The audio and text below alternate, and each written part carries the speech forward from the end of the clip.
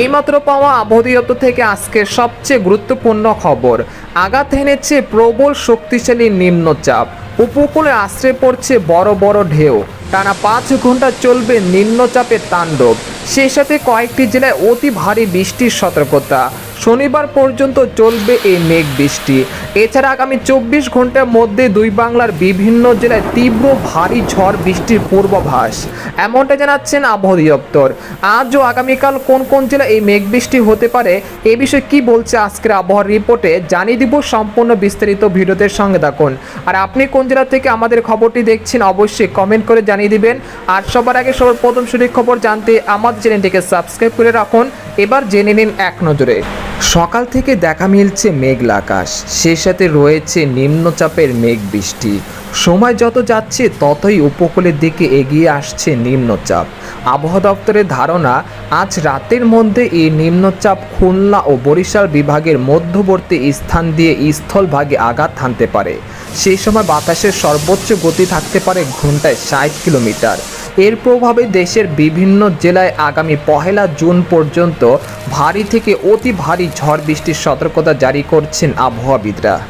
এদিকে আবহাওয়ার আরেকটি সতর্কবার্তায় বলা হয়েছে, নিম্নচাপের প্রভাবে এখন থেকে পরবর্তী 24 ঘন্টার মধ্যে বরিশাল, খেপুপাড়া, পটুয়াখালী, লালমোহন, ভোলা, বরহুদ্দিন, চরফেশন, হাতিয়া, সন্দ্বীপ, লাকসাম, নোয়াখালী, রায়পুর, হাজীগঞ্জ, চাঁদপুর, কুমিল্লা, চট্টগ্রাম, হাটহাজারী, খাগড়াছড়ি, রাঙ্গামাটি, বিলাইছড়ি, কুতুবদিয়া, মহেশখালী, টেকনাফ, ব্রাহ্মণবাড়িয়া, ময়মনসিংহ, নেত্রকোনা, ফুলপুর, কিশোরগঞ্জ ও সিলেট বিভাগের সব কয়টি জেলাতে ভারী থেকে অতি ভারী বৃষ্টিপাতের সতর্কতা রয়েছে শুক্রবার সন্ধ্যা পর্যন্ত। সেই সাথে এই সময় ঢাকা, খুলনা, রাজশাহী ও রংপুর বিভাগের বেশ কয়েকটি জেলাতে মাঝারি থেকে ভারী বৃষ্টিপাতের সম্ভাবনা রয়েছে। এদিকে সামুদ্রিক আবহাওয়া, বর্তমানে গভীর নিম্নচাপের কারণে উত্তর পশ্চিম বঙ্গোপসাগর বেশ উত্তাল রয়েছে। তাই দেশের সকল সমুদ্র বন্দরগুলোকে 3 নম্বর স্থানীয় সতর্ক সংকেত দেখাতে বলা হয়েছে।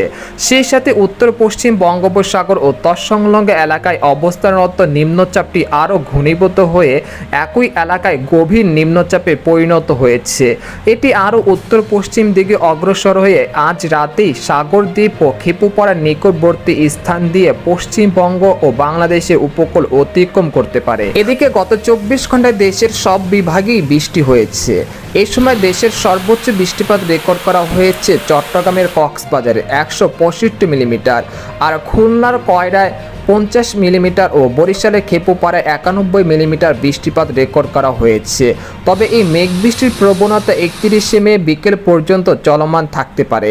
এদিকে বাংলাদেশের আবহাওয়াবিদ মোহাম্মদ ওমর ফারুক জানান, আজ সকাল 9টা থেকে পরবর্তী 24 ঘন্টায় রংপুর, রাজশাহী, ময়মনসিংহ, ঢাকা, খুলনা, বরিশাল ও চট্টগ্রাম এবং সিলেট বিভাগের অধিকাংশ জায়গায় অস্থায়ীভাবে দমকা বা ঝড়ো হাওয়া সহ বিদ্যুৎ চমকানো সহ হালকা থেকে মাঝারি ধরনের বৃষ্টি বা বজ্রসহ বৃষ্টিপাত হতে পারে। সেই সাথে সারা দেশের কোথাও কোথাও মাঝারি ধরনের ভারী থেকে অতি ভারী বর্ষণ হতে পারে।